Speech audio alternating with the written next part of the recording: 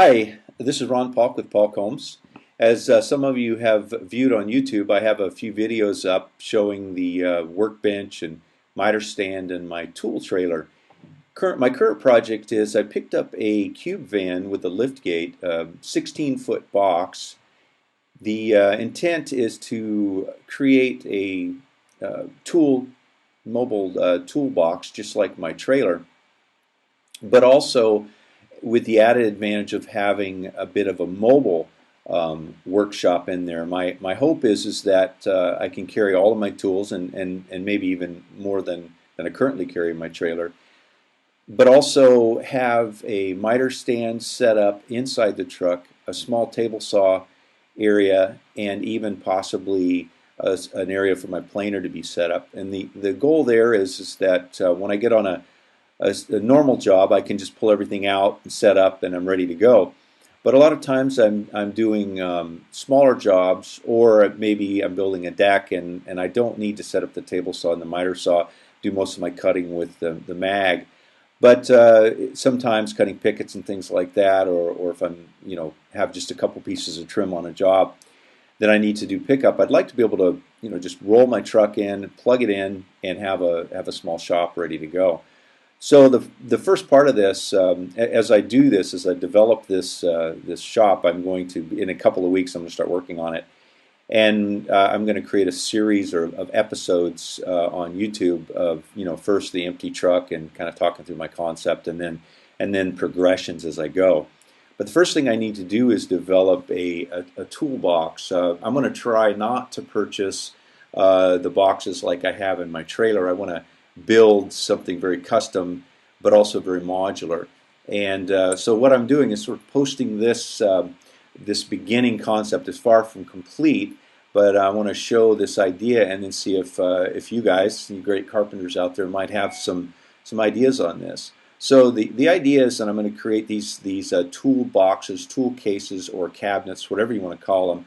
It's a standard cabinet with sides, a solid bottom, and then I will have spreaders on the back and spreaders on the top for strength.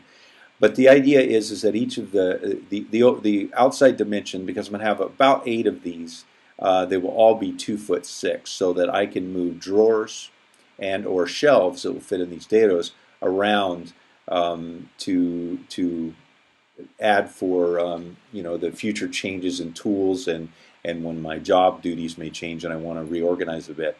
So the idea is that I'll create these sides with 3/4 inch dados spaced 2 inches, and the depth being 3/8 or halfway through the 3/4 thickness of the sides. And then in these dados, I can slip in a piece of 1/2 inch plywood that will function as a shelf, or by simply putting a front and sides on this piece of plywood, I can create a drawer. The drawer side heights will determine the depth of the drawer. So the drawer could be anywhere from, say, 2 inches to 4 inches to 6 inches, any multiple of 2. But the idea that I can push these drawers closed and have them stay closed when I'm underway. And so I wanted to create some kind of automatic locking system. I have built something similar to this before using really nice ball bearing drawer glides. They worked really well. They would be a little smoother than this concept, but it was difficult to come up with a way to lock each individual drawer, come up with a universal locking the way you get on commercial toolboxes. So essentially the drawer / shelf, again, they'd be identical, just the drawers would have sides and the shelves wouldn't. The drawer would be nothing more than a piece of 1/2 inch plywood that would slip into these dados. And then the drawers would be created by just placing these rails of varying heights on top of the plywood. And then the face would be the same thing, only slightly taller, so that it could encapsulate the bottom with a small rabbet on the face of the plywood. Where things get kind of interesting is that this first dado I've begun working on, where what I was thinking about doing was running this being the front of the case, of running the dado to about a 1/4 inch shy of the front of the case and then dropping to a 5/8, which would create a small 1/8 inch tall by 1/4 inch deep haunch that the drawers and or shelves would push past us and drop in. And the way that I would handle that notch on the drawer/shelf, I'll take this drawer apart here so that we can see. So the either shelf rail, which would be shorter than this drawer face, or the drawer face itself of varying heights, would have a rabbet at the bottom that would slip over the 3/8 extension here of this plywood, creating a nice rigid edge, stiffening the plywood a little bit more so I don't have to get into using 3/4 ply. And then this notch here would be where the shelf and or drawer would drop past this haunch. So I would need to lift slightly, and then it would be at a slight angle and I would pull it out.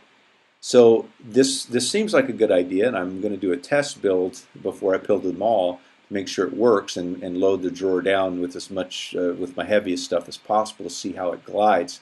The other idea I had was to just run this 3/4 dado all the way through and put a screw, like a panhead screw, straight down in this rail here at the front edge, and that might be a little smoother than wood, and then the plywood would run over that until it dropped past the screw head. So that's 2 ideas that I have, but I wanted to post this up so you guys could comment on this. Maybe you've done something like this, or maybe you've got some other ideas.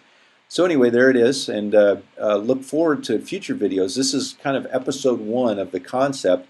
In a couple of weeks when I begin the project, I'm going to videotape the empty truck, what I'm beginning with, and sort of talk through my concept, and then each episode will show a progression of how this evolves, and then ultimately when it's completed, I'll do a video showing it much like the trailer. So hopefully I get some comments on this box to get me off on a good start. Thanks.